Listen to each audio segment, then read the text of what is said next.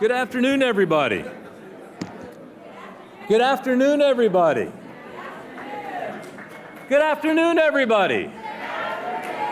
All right. The reason why I'm happy to start that way is because this is a celebration, but I'm unhappy to start that way because I'm breaking up all these wonderful conversations happening in this room. That's what this room is about, is scientists and engineers and people that care about the future talking to one another. So don't worry. We're going to get a chance to do that after the ceremony. So please do pick up those conversations right where you were. I am Sudip Parikh, for those of you who don't know me. I get to be the CEO of the American Association for the Advancement of Science and the executive publisher of Science and the Science family of journals. It is a privilege to have those jobs. On behalf of the AAAS, I want to welcome all of you and thank you for joining us as we celebrate this, what we think of as an absolutely momentous occasion.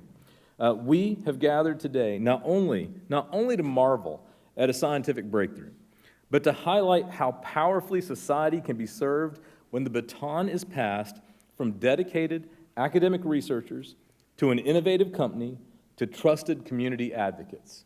That is an incredible journey, and so many parts of that journey are fragile. They can break down if they happen at all. But if the baton reaches the end, if that journey is completed, the results can break new ground. And so today, our audience is celebrating this journey, and this audience includes, by the way, leaders from federal science agencies, from industry. It includes communicators from the AAAS's Mass Media Fellows Program. It includes our diverse Voices in Science Journalism interns, and from the DC Science Writers Association. So thank you all for being here. Thank you all for recognizing how important stories like this are. Now, we're going to get to recognize these individuals that we're honoring today in this very tangible way due to the vision and the generosity of one man, Dr. Manny Bhaumik. Dr. Bhaumik, for those of you who don't know him, is a physicist, and he's made a whole bunch of contributions to the development of high-powered lasers. Now, we had hoped to have Manny with us today, but he wasn't able to travel from the West Coast. But his vision in establishing this award meant to recognize the people who persist on the road to incredible developments. It was perceptive. It was really perceptive. This kind of recognition is essential now more than ever. Now, I've known Manny a long time, and his vision for this was not just about the discovery. It was about the idea that that discovery leads to something. That discovery leads to better health, or it leads to better economy, or it leads to a greater understanding of the universe. And just in the first 3 years of this award, we've been able to recognize winners in all those areas. And it just makes me incredibly proud, and I know it makes Manny proud as well. And I know he's going to watch this video. So Manny, I know that vision of yours. His career in science, his relationship with the AAAS, it dates back decades, and it led him to pledging the $11.4 million to AAAS, which supports the $250,000 annual cash prize, which is the largest among scientific societies. Now, that cash prize is for the Manny L. Bhaumik Breakthrough of the Year Award. And it's given and recognizes 3 individuals whose research and activities were foundational to the annual Science Breakthrough of the Year. And so the way we do this is in 2024, Science, the news staff at Science, and the editorial staff, they select a Breakthrough of the Year. And so for 2024, they selected lenacapavir, the first HIV drug to offer long-lasting protection from infection, as the annual breakthrough. Now, HIV still infects newly more than 1 million people a year. And even after decades of research, there is no cure for AIDS. And prevention strategies to date, while themselves critical contributions, mostly require daily pills. And as many of us know, remembering to take a pill each day can be challenging. And in some places, it leads to social stigma. But lenacapavir, born out of innovative research on HIV's cone-shaped capsid protein, changes all of that. With each shot, the injectable drug protects people for 6 months. 6 months, almost completely preventing new HIV infections from occurring. Think of that. Each shot prevents HIV transmission for 6 months. What does that sound like? Does that sound like a vaccine? It does. I'm a biochemist. What the heck do I know? But now, thanks to And for many experts who entered the public health community at the height of the AIDS pandemic, the existence of this drug is beyond what they could have imagined in their wildest dreams. I'm a biochemist, and I've testified to Congress, and every now and then, back when I first came to DC, I hesitated to use the word cure, I hesitated to use the word miracle. But I don't do that anymore, because what I've realized is that the use of the word miracle, particularly when it's done in the way of talking about where we were with HIV in 1995, which is when I graduated from college, to today, it is a miracle. And for those of us who are members of the faith community, it's sometimes amazing to see the hand of God work through the pipette of a scientist and the work of a community advocate. It's amazing to see that. And so I'm not afraid to use that word. It is a miracle.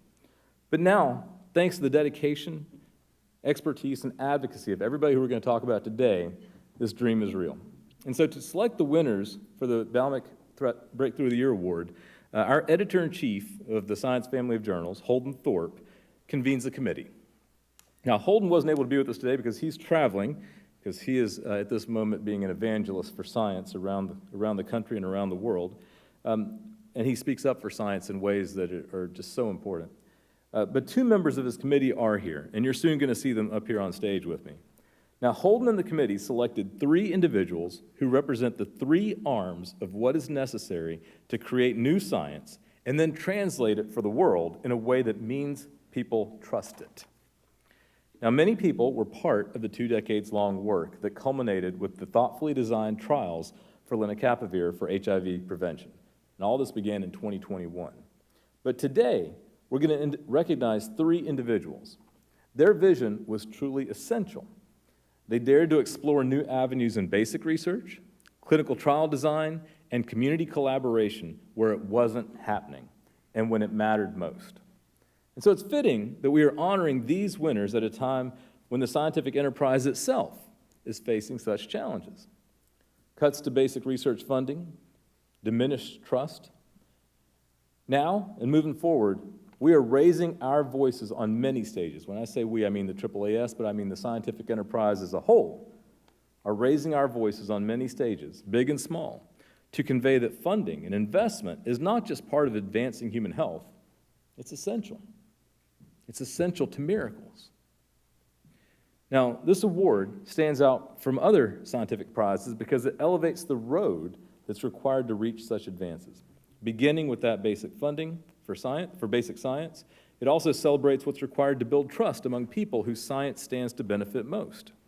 And our hope is that the selection of the winners for this year's prize serves to remind society of the importance of all stages of scientific innovation, of giving freedom to science to pursue great ideas, and of the colossal good that researchers who work with society can create. There are amazing scientists in academia. There are amazing scientists in government. There are amazing scientists in industry. There are amazing advocates across the world.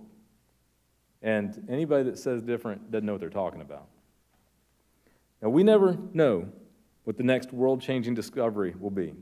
We sincerely hope that this discovery and the people behind it are going to inspire the next generation. And so now I'd like to get started, and we're going to start by recognizing a special guest. Rashad Burgess is the Vice President of U.S. Advocacy and Health Equity at Gilead Sciences. And we're going to be honored to be joined by him and a team of dedicated professionals from Gilead Sciences today. And before joining Gilead over a decade ago, Rashad served as Branch Chief of Capacity Building in the HIV/AIDS Prevention Division at the CDC, which I'm told has been eliminated. He can speak both from a professional perspective and a personal one to the significance of the breakthrough we're honoring today. In the early 90s, growing up on the south side of Chicago, he witnessed the devastating effects of HIV on his community. Rashad has dedicated most of his adult life to making a difference in communities that feel they are on the margins. The best science happens when the margins disappear, when everybody is included. So thank you, Rashad, for being here and helping us to celebrate. Please come to the podium here. There you go.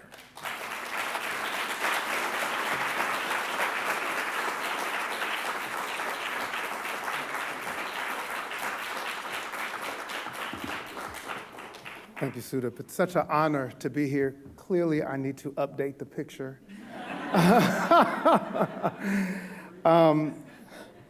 It really is an honor to be here and to celebrate the most important scientific breakthrough in HIV prevention in recent history and the remarkable people behind it. I first want to take a moment to acknowledge Dr. Wesley Sundquist, whose groundbreaking work in structural biology laid the scientific foundation for lenacapavir.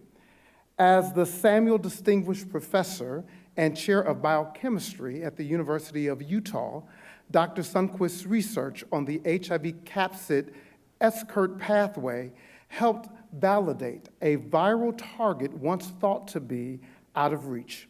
His work didn't just shape molecular understanding, it helped launch an entire class of therapeutic possibilities. It's no surprise that he's earned election to the National Academy of Sciences and a spot on Time's 2025 list of the most influential people. His legacy reminds us breakthroughs like this one are decades in the making. You can give him a round of applause.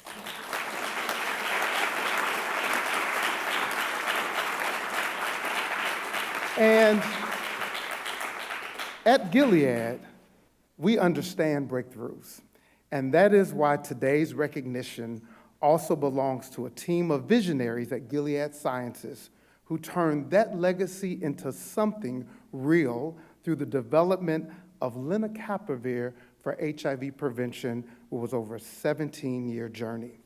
Among them, I am so deeply proud and honored to recognize Dr. Mopali Das. Dr. Das, who led with precision, compassion, and deep community insight as we brought this innovation forward. Fun fact, Mopali and I joined Gilead on the same day 12 years ago. It was almost 12 years ago in October. We saw each other during orientation, and now this was before we onboarded people virtually. So it was actually normal to see people live, and we weren't figuring out how to cut the mute button off. But I'll tell you this, even then, on her day one, she stood out from everyone else.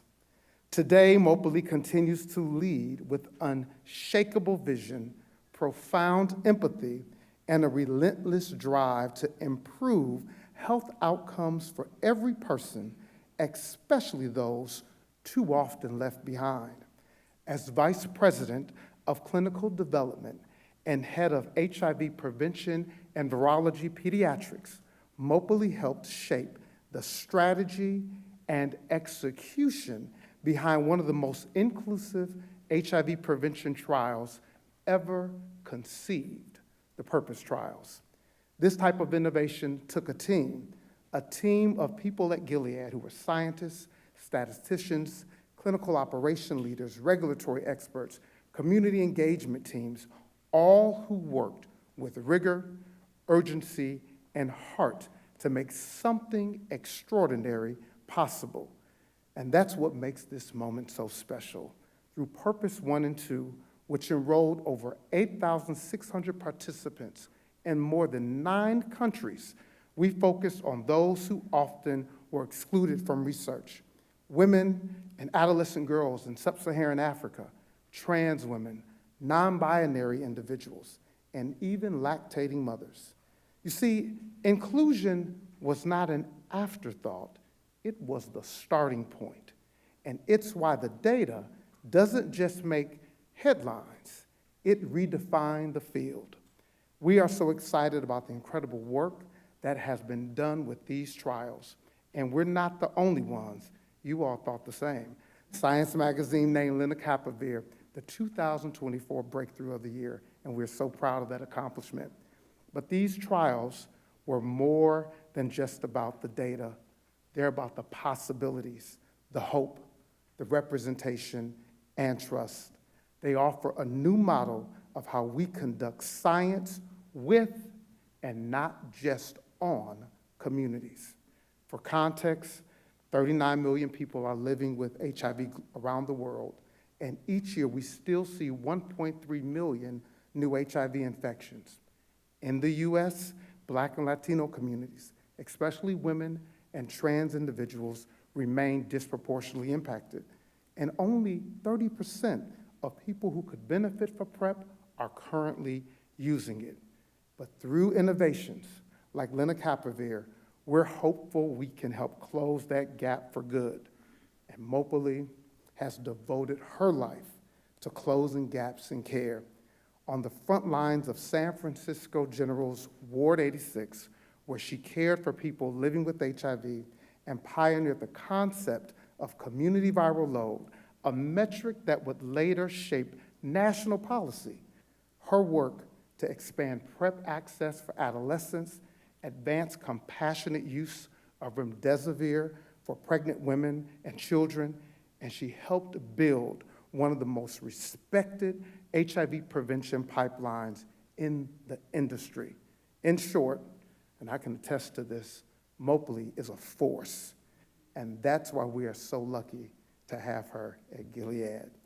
And again, to everyone at Gilead who helped bring this work to life, from the lab bench to the trial sites, to the global communities that trusted us with their care, this award belongs to all of you.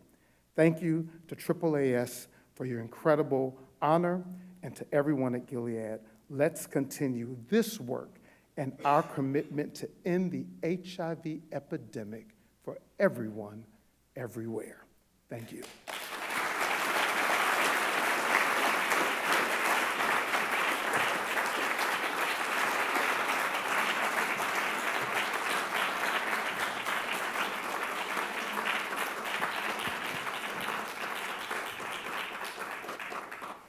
Thank you, Rashad, and thank you for reminding us that that these awards, it's hard. It's hard because thousands of people make something like this happen. And every year, I'm always amazed whenever we make these phone calls to the winners. And so far, to a person, they are always so humble, and they will say, "But wait, there were other people involved." Every one of them says that, and which tells me about the common thread that binds people together that make discoveries like this. They recognize it takes a team, but the team knows there's some folks whose passion and whose intuition and whose intellect are the reasons why things happen. And so for all of these winners, I will tell you that they want to tell you that there's a team with them. All right, thank you, Rashad. I'd now like to acknowledge the work of the committee that was convened by Holden Thorpe to select the winners of this year's award. It's been true the last 2 years that we've given this award for JWST, the James Webb Space Telescope, and GLP-1 inhibitors. And it was no less true this year that the field the annual breakthrough represents is vast. We know that there's thousands of people involved. It includes many innovative researchers, thinkers, and advocates. The work to identify just 3 people we want to recognize among so many requires a deep understanding of the relevant field and its history. And it requires a clear vision for what stands out most as scientific progress, and recognition for the way this progress is achieved within the fabric of society. We know that this year's committee thought long and hard, consulted colleagues broadly, and took this work incredibly seriously. And for their commitment to identifying 3 extremely deserving individuals, we would like to warmly thank Holden Thorpe and also Megan Ranney, the Dean of the Yale School of Public Health. Megan, you're here somewhere. There you are. Myron Cohen, Director. Oh, yes.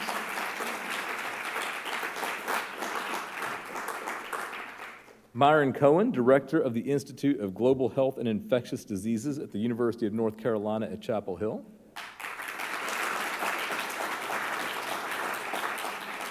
And William Powderly, Co-Director of the Division of Infectious Diseases at Washington University School of Medicine. Now, Drs. Ranney and Dr. Cohen are in the audience today, and I'm going to ask them for their help honoring the winners that the committee so thoughtfully selected. So can the 2 of you please join me up on stage?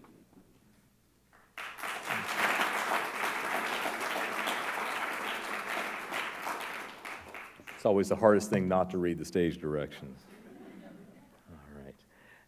All right. I now have the distinct honor of presenting the Manny L. Bhaumik Breakthrough of the Year Award to 3 individuals, each of whom led the communities they represented through acts of innovation and persistence. I'm delighted to present first to Wesley Sundquist, chair of the University of Utah Department of Chemistry. Now, Wes embarked upon his career at the University of Utah in 1992 as an assistant professor. Almost immediately upon starting his lab, he set out to do work that ultimately paved the way for the development of lenacapavir, though it took some time for that work to be recognized, as it often seems to. Committee member Megan Ranney said it best. Wes spent countless hours in the lab, made a critical discovery, and then watched it sit on the shelf for a while, which could happen in basic science. As many of us know and have seen or experienced, fundamental research that serves vital applications doesn't always get the credit it deserves. It's part of why we feel it's so important to be here today, honoring the people behind such exemplary discoveries. What Wes discovered was the structure and function of the HIV virus's capsid protein.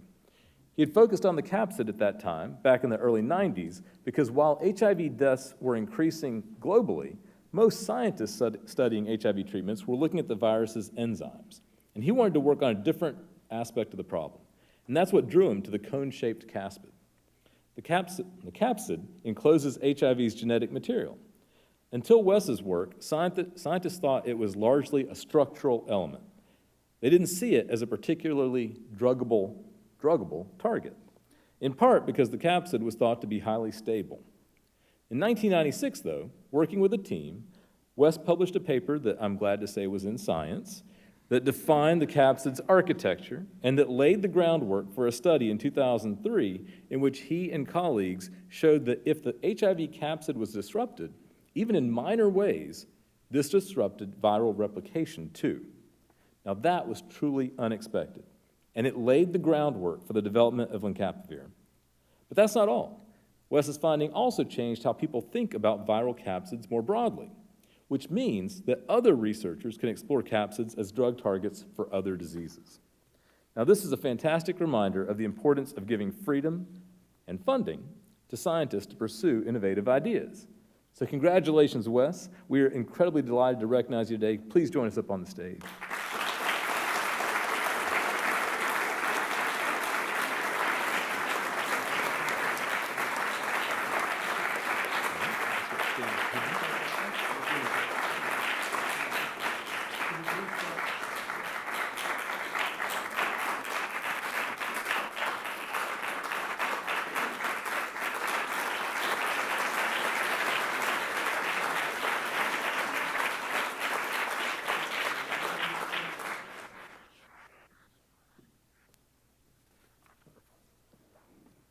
Thank you. Thank you, Wes. All right, I now have the pleasure of presenting the next Manny L. Bhaumik Breakthrough of the Year Award to Mopali Das, Vice President of Clinical Development and HIV Prevention and Pediatrics at Gilead Sciences. Now, Gilead Sciences is also being honored today for their persistence in work developing capsid inhibitors. It is truly incredible to reflect on the way this company stayed committed for over a decade, beginning around 2006, to making a drug based on Wes's findings. They knew capsid inhibitors held great promise. The molecule's properties meant its effects could be extended over 6 months. As Dr. Cohen on the committee explained, Gilead had already established itself as a leader in the use of oral antiretroviral agents, but many people found it difficult to maintain usage of oral pills every day. The development of long-acting agents was important. And that's just what Gilead did. They developed an injectable, long-acting version of lenacapavir and ran their first trial for it in 2018 for people living with HIV. Now, at that time, Mopali, a trained physician who had helped with the 2018 trial, recognized another major opportunity for lenacapavir. It could also be evaluated to help with HIV prevention. HIV prevention, that's a big leap. Then, as today, there were many people in the world who didn't have HIV, but were at high risk of acquiring it. A preventative drug requiring just 2 doses a year could be life-changing. So when Gilead Sciences made the decision to explore lenacapavir for prevention, Mopali was pivotal in creating the studies to garner proof that it worked. Her leadership was also essential in designing clinical trials known as Purpose 1 and Purpose 2, which began in 2021 in Africa and are among the most comprehensive HIV prevention trial programs ever conducted. The trials were carefully shaped under Mopley's leadership to include people most in need of preventative care and people most underserved by trials before.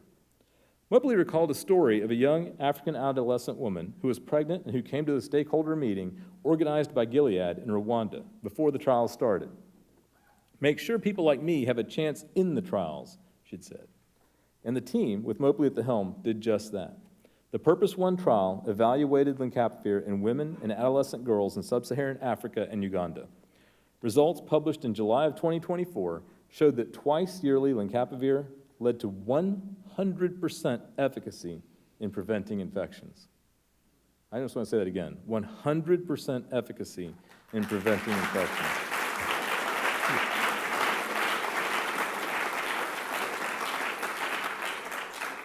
For Purpose 2, Mopley and her team recruited participants from places disproportionately affected by HIV and underrepresented in past HIV clinical trials. Results showed the drug reduced new infections by 96%, another tremendous result. Committee member William Powderly said years-long work from researchers at Gilead Sciences leading up to Mopley's efforts were critical. But without Mopley's enthusiasm and drive, that final hurdle, the studies and trials for prevention, would have been much harder. So congratulations to Mopley. We are so delighted to recognize you today, and please join us up on stage.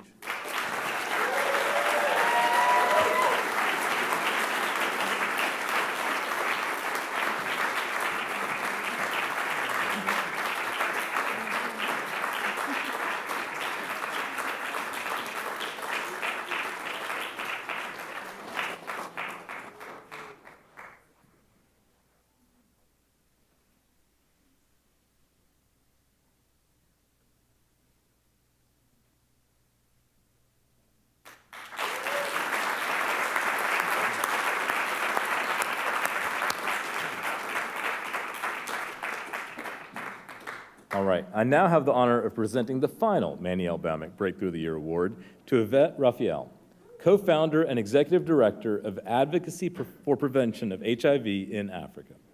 It was through partnering with Yvette that the Purpose trials were able to keep people at the center.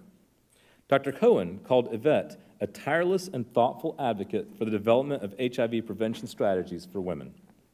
In 2019, 2 years before the Purpose trials got started, Yvette joined the Gilead stakeholder meeting in Rwanda that I mentioned earlier. She was committed then, as today, to making sure that people affected by HIV have access to information about new treatment options. Yvette had engaged in trials of HIV drugs herself for more than 2 decades. She knew past trials had made mistakes, and she wanted to know what the Purpose trials would do differently. She took on the role of chair of the Purpose 1 Advisory Board. In this capacity, she helped Gilead understand major challenges in Africa related to HIV prevention. She advocated for young people to be part of the Purpose trials so that the drug could be approved for them right away. This required her to help advise parents considering whether their adolescents should participate in the trials. She also advocated for pregnant women to be included in the trials so that the drug could be approved for them with no delay. Her efforts paid off. The Purpose 1 trial came together, including women, pregnant women, and adolescents. They all got to be part of a trial that demonstrated 100% efficacy to prevent HIV, as you heard. Yvette said the trial was the best one she'd been a part of for 25 years. As committee member Megan Ranney so eloquently put it, the human voice matters as much as the science to get to translation in the real world. And Yvette's leadership is a gorgeous exemplar of how great science is done. So congratulations, Yvette. We are delighted to recognize you today, and please join us up on stage.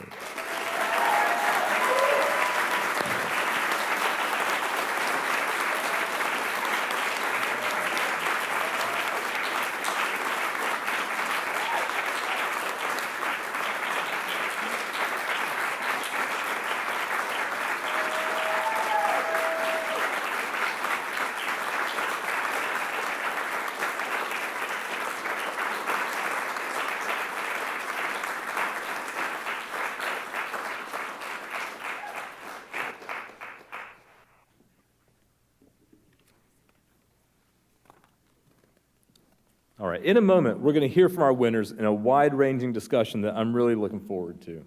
Actually, this is one of the best parts because it's not an acceptance speech. It's a discussion amongst people that did something amazing.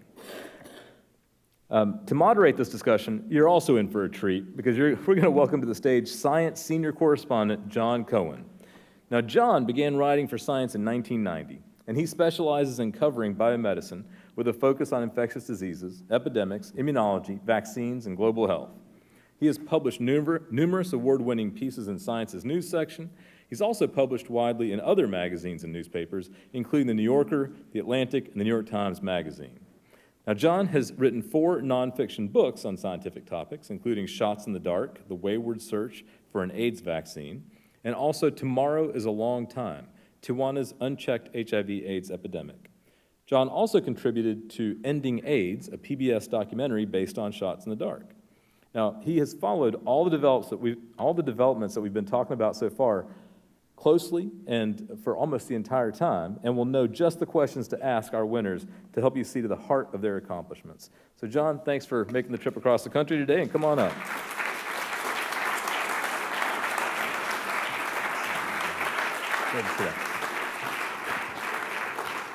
All right, you all are in for a treat. I mean it, because having a conversation amongst these folks is just going to be wonderful because you'll see the passion. Thanks.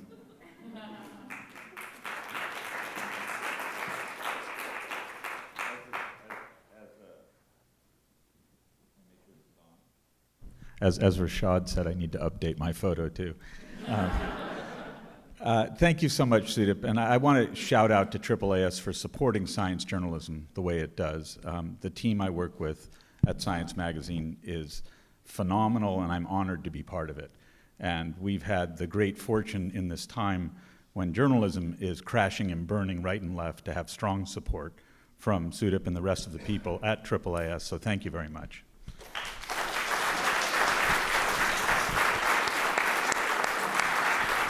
As Sudip mentioned, I began covering HIV for Science and other things in 1990, but it began with HIV and AIDS. And in 1990, I went to a talk at George Washington University on a Saturday that Peggy Johnson, who was head of AIDS vaccines for NIAID, was giving, and she described the HIV life cycle. And I had never thought about it or seen it, and I think you have to understand this to understand what has happened here. In this slide that she put up on a carousel slide, chick, chick, chick, it showed HIV coming to a human cell, and it then got into the cell with this cone-shaped thing called the capsid. The capsid, may I borrow your plaque for a second? The capsid is made up, this is the capsid, this cone. It's made up of proteins that for some reason scientists call capsid. Hugely confusing, but it's one in capsid, the capsid is made up of capsid. And in this slide that Peggy put up, capsid came into the cell, opened up, HIV's RNA was released, it then, through reverse transcriptase enzyme, became DNA. DNA then could weave itself into our DNA chromosomes, and then an enzyme called protease, well, there's an integrase enzyme that allowed it to get into our chromosome. Then an enzyme called protease helped chop up the new proteins that were made to make new HIVs. What Wes showed is what Peggy showed as state-of-the-art in 1990 was all wrong. And that's where I think we should start so you can understand, and you have your own mic. What his discovery, and the others, he wasn't alone, that's for sure, it was teamwork, but how you guys rewrote the book about HIV's life cycle and the role that capsid and the capsid played. So could you just briefly tell us about that? Sure. So that sounds like some pressure. Thanks, John. You know that I love to talk about capsid, but let me just start by thanking AAAS. I know I speak for everybody. The Bhaumik gift is an incredibly generous gift, and one of the really cool things about the Bhaumik Award this year is that we have this saying, bench to bedside to community, and they really took that seriously. And so I think it's an honor to be with Mapali and with Yvette and people I have great respect for, but I also appreciate the way the award was structured because it really acknowledged how drugs actually get developed. So thank you.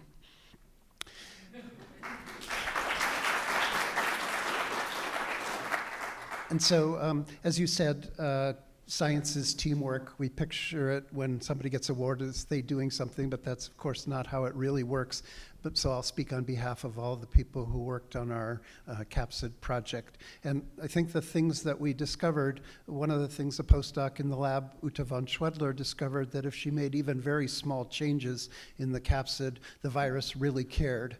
And that was a surprise because before that we had thought of it as just a container and that it wouldn't care what you did to it. But in fact, the opposite's true, that it participates, and people, including our lab, have gone on to show, participates in almost every step of the HIV life cycle. And so that's the reason that it's a really good drug target, is because the virus really cares about the capsid because it participates in so many steps.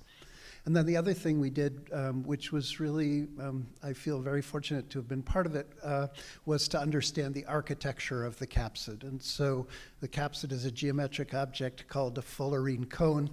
I'd love to talk about that for the rest of the talk. But I won't. Buckminster Fuller. But I'll just tell you that it's an extension of the same principles that we use to make a soccer ball. So if you go home and look at your soccer ball, you'll see it has 20 white panels. They have 6 sides. But it is allowed to close into a sphere because it has 12 black panels that have 5 sides. And the fullerene cone is just an extension of that basic principle. And so I think the things we did were to define this architecture of the capsid, but also together with other labs in the field showed that it was really important for viral replication. And one of the things that astonished me when I got to know his work and others in the field is the capsid actually squishes itself to get the RNA into the nuclear pore, and it's also taking part in the reverse transcription of RNA into DNA, and it's also playing roles on the other end of the life cycle. So that's why this drug discovery is so remarkable, because capsid does so many things, and the capsid forms such a central role in the life cycle. So Mobley, when we met in 2012, and that was the year that pre-exposure prophylaxis was first approved by the FDA. And you worked at the San Francisco Department of Health, which played a role in those studies. Yep. What was your thinking about PrEP in 2012? Do you remember? Well, I was incredibly excited about it. I've been working in, actually, before I answer the question, I want to say I'm so grateful to the AAAS and all of you for this opportunity, and I'm really humbled to accept it on behalf of probably the thousands of people who worked on lenacapavir at Gilead, and of course before it came to Gilead, and continue to work on it. So I wanted to say that first. Then to your question.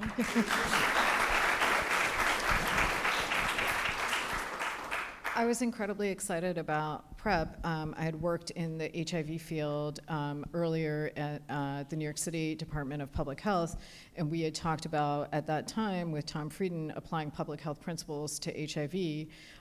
It's critical to use those public health principles to control any epidemic or pandemic, diagnosing people, testing, diagnosis, linkage to care for people who are living with HIV, making sure they're undetectable for their own health and for the lowering the community viral load and the community's benefit, and for people who are negative, making sure that they have effective options for prevention.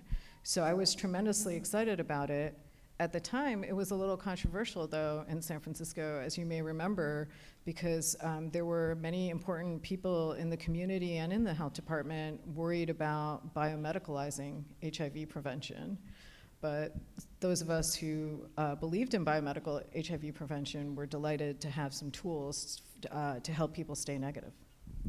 So Yvette, you live in a country that has more people living with HIV than any country in the world.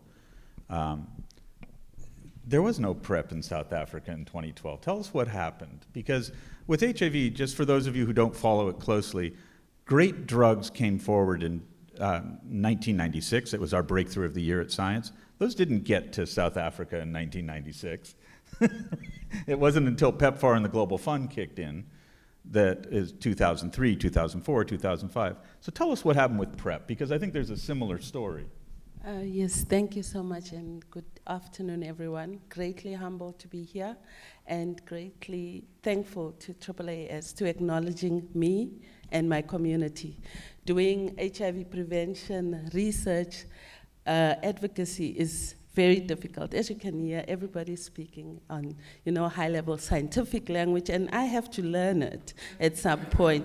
And how I knew I was a scientist is when I started saying sub-Q instead of subcutaneous. Then I was like, yes, I am a scientist. So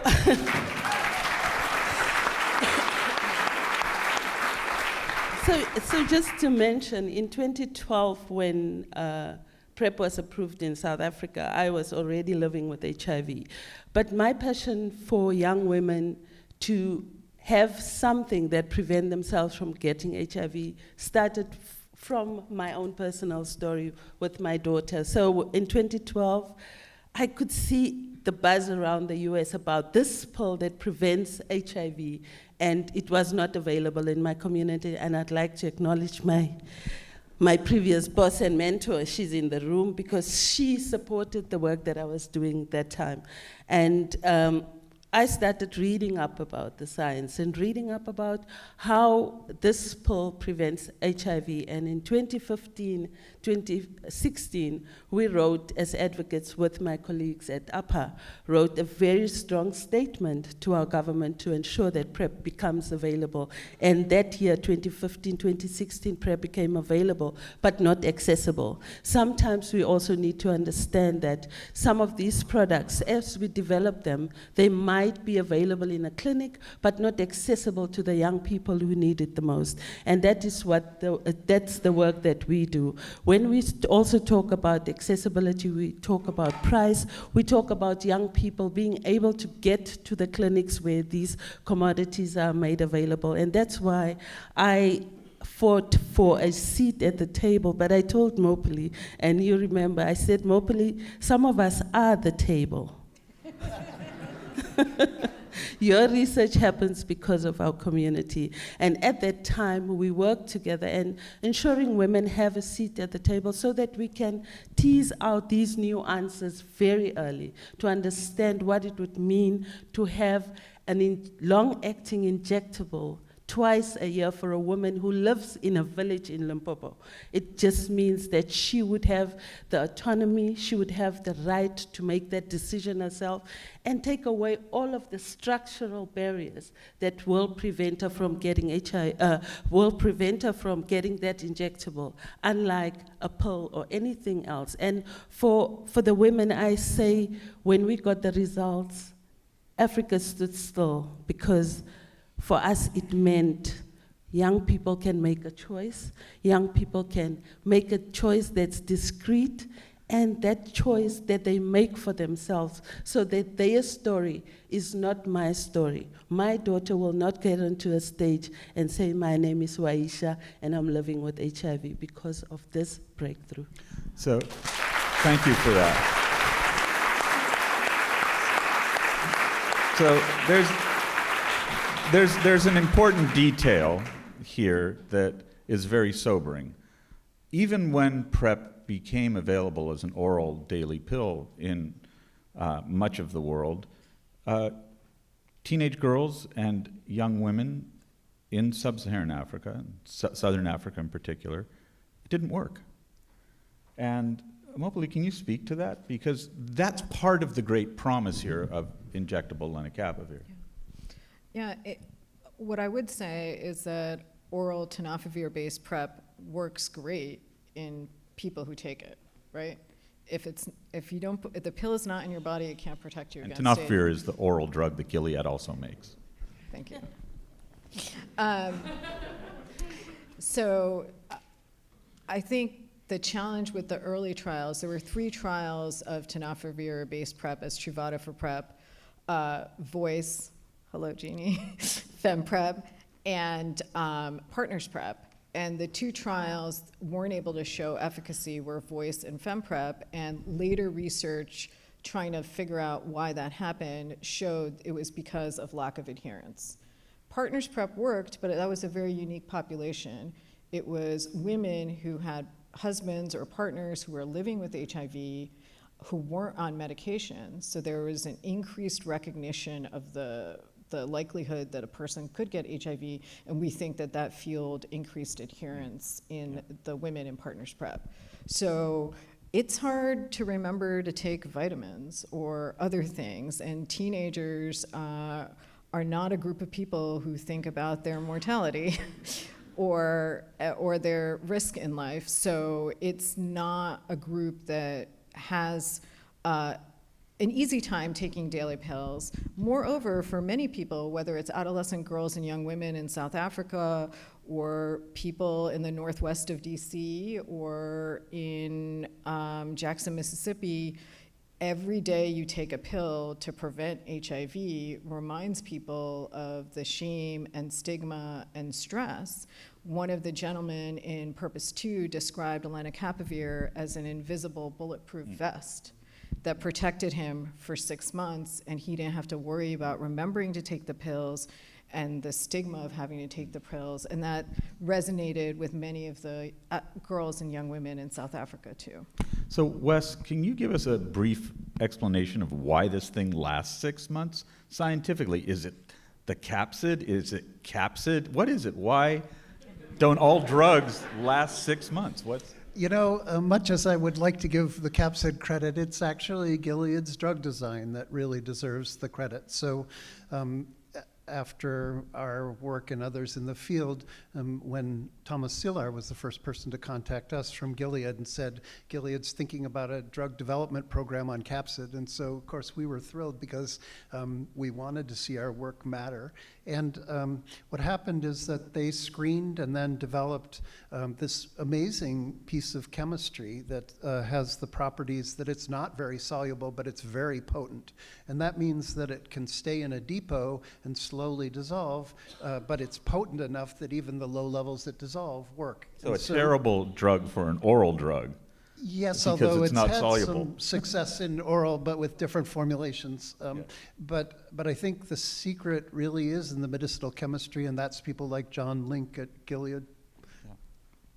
So when you decide to do clinical trials, Yvette, you've seen clinical trials done in ways that you're not pleased, you're not happy with the way they've been done. And here comes Gilead, which has a history of getting in trouble with AIDS and HIV advocates and activists for years.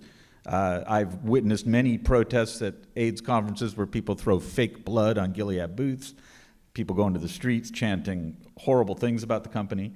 Here you come as a community representative. You're not part of a company. What do you think when they come here and they say, we want you to help us design a trial? Do you come at this with some skepticism, and how do you approach it? No, actually, it was a compliment because the accountability board, the African Women's Prevention Community Accountability Board, had previously gave advice to the ECHO trial. And so when Gilead reached out to us and said they wanted to partner with us, it was a testament to the great work that we do. We did not doubt ourselves, and we learned a lot. We fought a lot. We also knew that by being so close to Gilead, we stand a chance to also be stigmatized, but we held each other accountable. We used to be the advisory board, and we said, no. You guys, what if you don't take our advice? Let's hold each other accountable. So through many meetings and agreements did we hold each other accountable. If one did not do what they promised, we would hold each other accountable and bring each other back. And that is how we did. For us, it was also testament that Gilead was prepared to listen to the community, a lot of the language. I want to come back to the language part because that's important, that community understand what you are doing in their communities and to them. And for us, that was important, and understanding the long tail, et cetera, et cetera. So that was very important. And we had a great relationship, and we also fought a lot. About what? About just who is most important in this trial. it's the women, it's the young people, it's the community, but also about some of the decisions that we had to make together with regards to, making decisions about who to tell first. I think that was our biggest fight because we did not understand the legalities around that. And yeah, it's you're going to tell us first when the results come out. And Mobley had to deal with us at that moment, but it was okay. So Mobley, tell us about the day that you first learned the results and what happened. Yeah. First, I'd like to shout out Amara because I see her in the audience, and she orchestrated the first meeting where Yvette and I met and brought everyone together to advise because we wanted to talk to the community before we even designed the protocol, before we even started the trials, and follow the principles of good participatory practice. I just wanted to shout out Amara for that.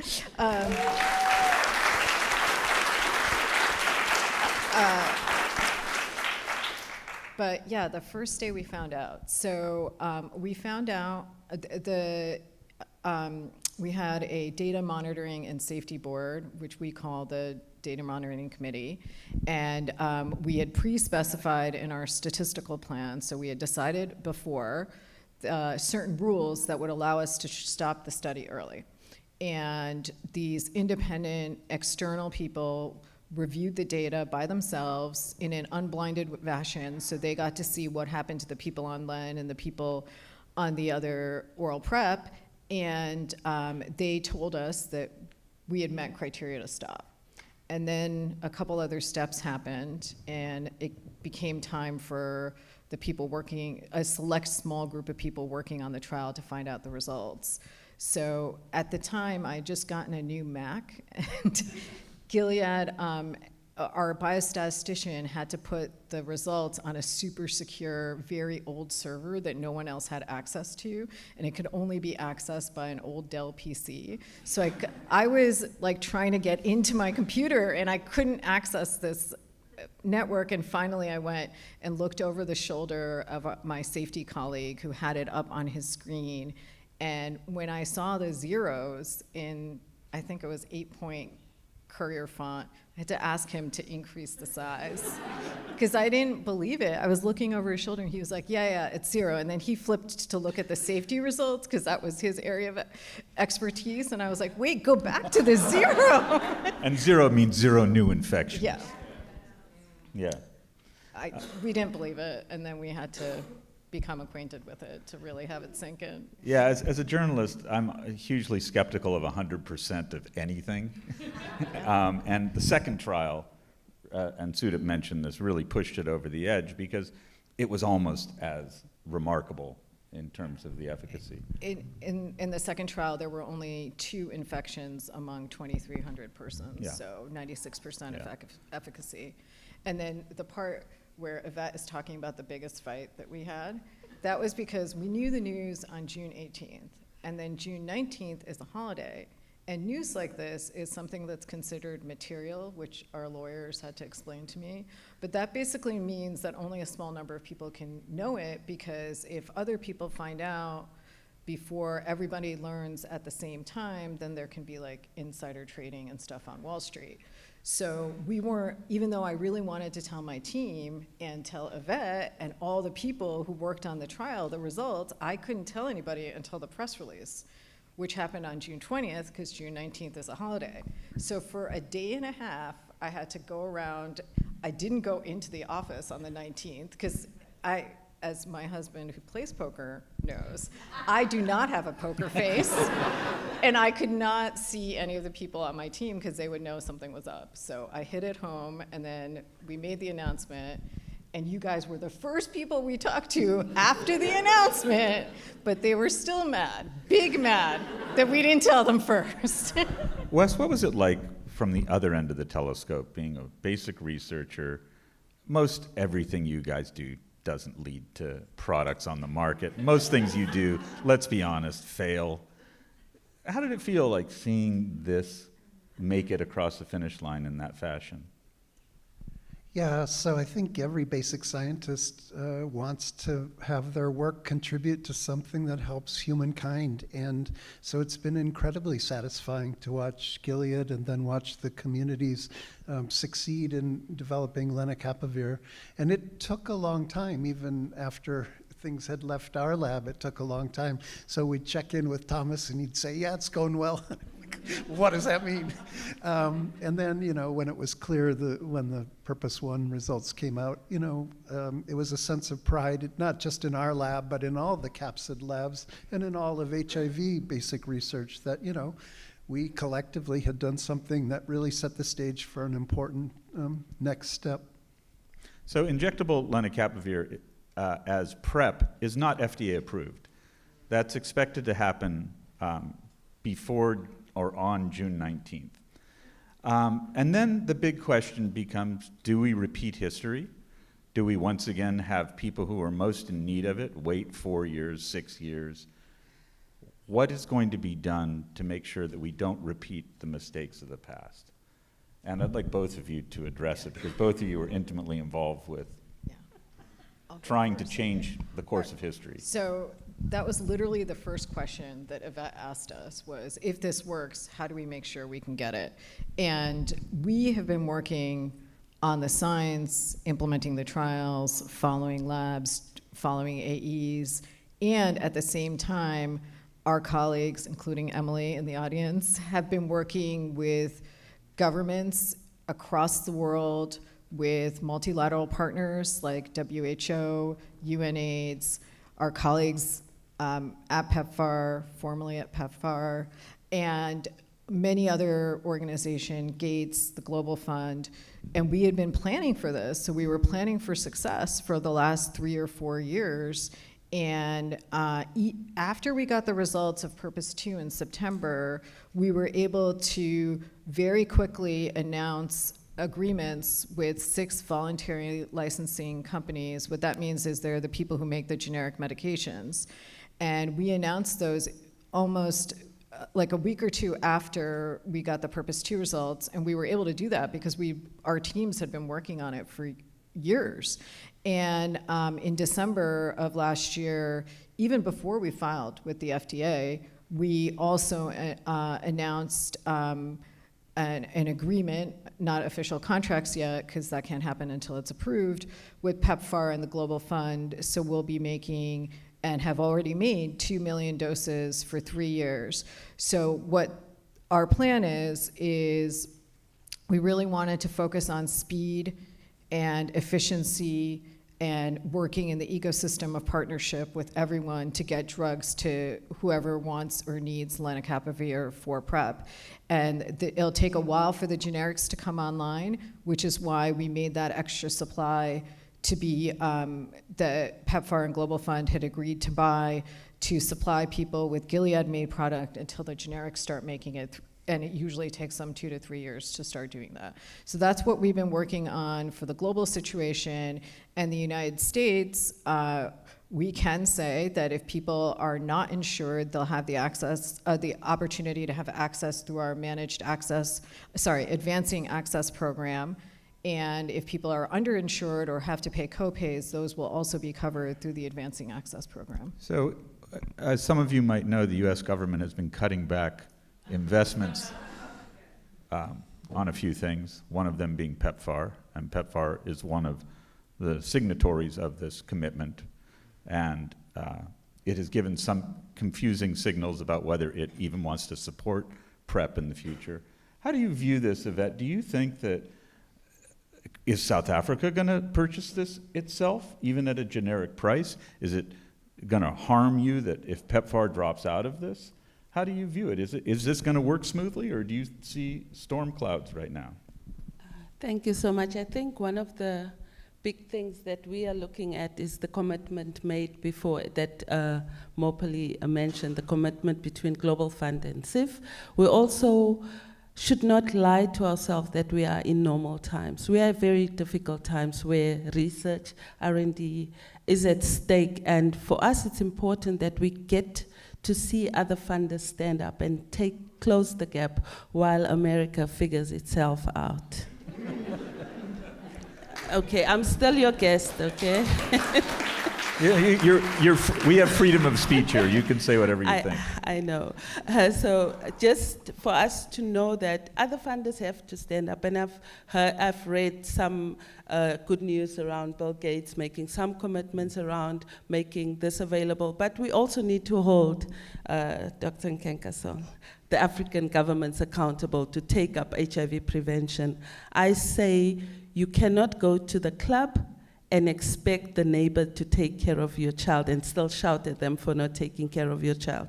So it's important that our governments take up the opportunity and stand up now to stand for HIV prevention. I know it's important for us to just take care of the people living with HIV, but if we do not close the tap of new infections, we are just working backwards. So one of the things that we advocate for is for our governments to at least make some kind of commitments to HIV prevention. And we know it's difficult because of our small budgets, but we are fighting for that. Yvette was giving a shout out to John Nkengasong, who was the head of PEPFAR until December. Ambassador.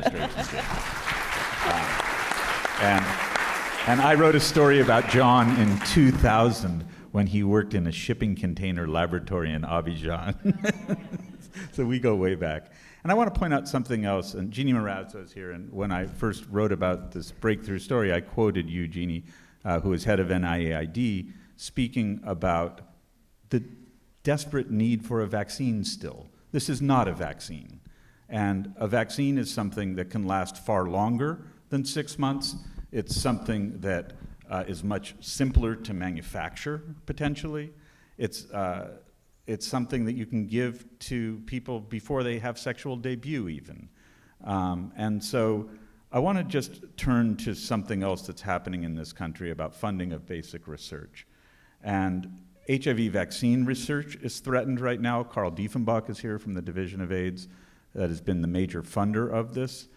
And what do you think if you were doing capsid research today and you were facing this kind of government slashing and burning of funding for basic scientific research? How do you view it? Yeah, so it's really great. I'm grateful to see Carl and Deanna Finzi, people who have really had our back for many years. And they're at NIH and DAIDS, and that has been absolutely critical for our lab. So we've been at it for 30 years. My mom used to ask me before she passed away, "Are you still working on HIV?" And every year I'd have to answer yes, because it's a big, hard problem. And I think if people are going to tackle big, hard problems, then they need reliable funding. They need the confidence to be able to hire people and tackle hard problems.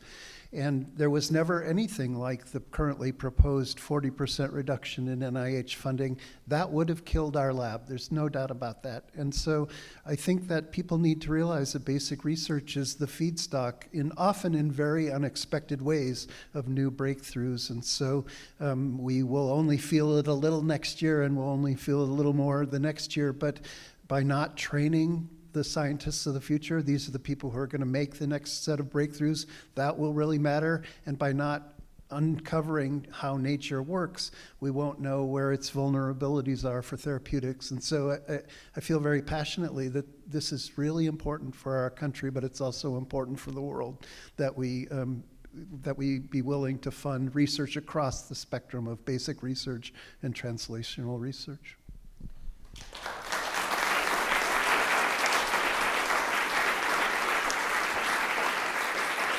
I think what we're witnessing, and to just wrap up on this with injectable lenacapavir, is a remarkable basic research advance that led to a remarkable drug that was tested in remarkable and unusual clinical trials, as Sudip emphasized, that had astonishing results, that had community involvement, that had, before the drug has even been approved, negotiations with generic companies and with major funders. It doesn't mean the job is done. HIV has taught us again and again that the hurdles are enormous and they will remain enormous.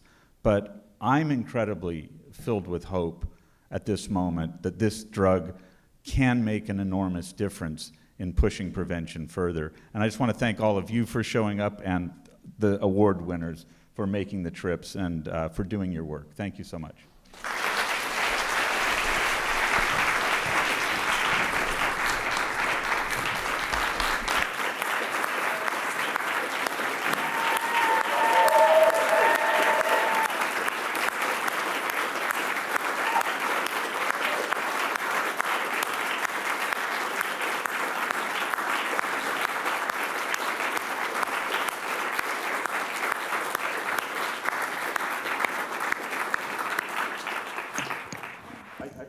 One thing, Science News was not involved with this award in any way, shape, or form. I had nothing to do with it, nor did any of the editors, so just to let you know there's independence. Thank you, John. Thank you, award winners, for an incredible conversation. What did I tell you? These conversations are always what bring me joy and wisdom and energy. Look, the last point here about basic research, over the last 80 years, we have built this multidisciplinary set of tools that has allowed us to get here. Medicinal chemistry, structural biology, use a synchrotron, that was the Department of Energy. We've got companies like Gilead, which means you have to be able to move capital around. You have to be able to start companies. This is stuff that doesn't just happen, and it doesn't come back when you break it. And so here's what I'm here to tell you, is that we have 80 years, we have 25 years of this story. We have 80 years of the endless frontier from Vinnie Bush. We have 175 years of AAAS history. We have 500 years of the Enlightenment. And I got to tell you that, yes, we are in the middle of writing a story about that, about what's going to come next. The AAAS is going to be working incredibly hard because we want to see more of this. So thank you all for being here. Thank you for a fascinating conversation.